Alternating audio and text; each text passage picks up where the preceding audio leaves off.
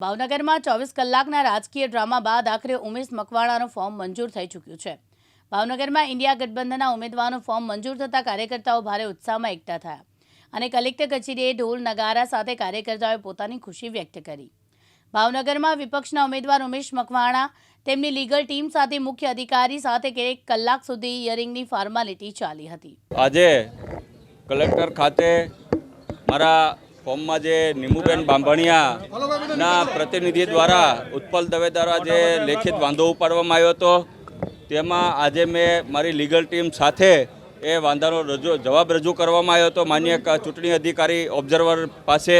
અને મારા વકીલશ્રી દ્વારા એનો દલીલ પણ કરવામાં આવી હતી અને હિતેશભાઈએ ખૂબ સારી દલીલ કરી અમારા કોંગ્રેસના શહેર અધ્યક્ષ છે અને એ દલીલના આધારે આજે માન્ય ચૂંટણી અધિકારી માન્ય કલેક્ટર ઓબ્ઝર્વર સાહેબે આજે મારું જે ફોર્મ રદ કરવાના જે વાંધા આપવામાં આવ્યા હતા ભારતીય જનતા પાર્ટીના ઉમેદવાર નીમુબેન બાંભણિયા દ્વારા તે વાંધા માન્ય રાખવામાં આવ્યા નથી અને આજે મારું જે ફોર્મ જે છે એ સ્વીકારવામાં આવ્યું છે વિધિવત। એ બદલ હું વહીવટી જિલ્લા તંત્રનો આભાર માનું છું, સાથોસાથ મારા કોંગ્રેસના સાથી તમામ કાર્યકર્તાનો આભાર માનું છું, સાથોસાથ આમ આદમી પાર્ટીના કાર્યકર્તાનો આભાર માનું છું અને આ જીત જે છે એ મારી ભાવનગરની જનતાની થઈ છે, મારી બોટાદની જનતાની જીત થઈ છે। કુલ 6 વાંધાઓ રજૂ કરવામાં આવેલા। 4 વાંધા ભારતીય જનતા પક્ષના ઉમેદવારે કુલ 4 વાંધા લેખિતમાં લીધેલા અને 2 વાંધાઓ મૌખિક રીતે આપેલા। મુખ્યત્વે વાંધા એવા હતા કે ઉમેશભાઈએ 2018-19માં જે રિટર્ન ભરેલું અને એ રિટર્નના આધારે લોકસભામાં જે ફોર્મ ભર્યું એ ફોર્મમાં તેમની આવક દર્શાવી હતી, એ કરતાં અલગ આવક હતી, જે બાબતે ખુલાસો કરવામાં આવ્યો કે લોકસભામાં જે આવક હતી અને અહીંયા રજૂ કરેલી આવક બંને એક જ છે,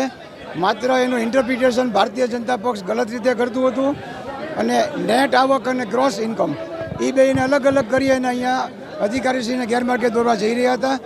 આ સિવાયના વાંધા એમની એજ્યુકેશનની ડિગ્રી બાબતે હતા, તે બાબતે પણ ખુલાસો કરી આપ્યો છે કે એજ્યુકેશનમાં હંમેશા હાઈએસ્ટ ડિગ્રી આપવાની હોય, 10મા ધોરણની 12મા ધોરણની ડિગ્રી આપવાની જરૂર નથી, કારણ કે માણસ ગ્રેજ્યુએટ થાય તો નક્કી જ હોય કે 12મી પાસ થઈ જ ગયો હોય અને એને કારણે કાંઈ આવા નોમિનેશન પેપર્સ રદ ન થાય। સવાલ હતો કે જે વાંધાઓ લીધેલા એ ફોર્મ સાથે જે સોગંદનામું આપેલું એ સોગંદનામાની વિગતોને મિસઇન્ટરપ્રિટ કરી અને વાંધા લીધેલા, જ્યારે કે કાયદા મુજબ ફોર્મમાં જ વાંધા હોય તો જ એનો રદ થઈ શકે અને નામદાર કલેક્ટર સાહેબે, મહેરબાન કલેક્ટર સાહેબે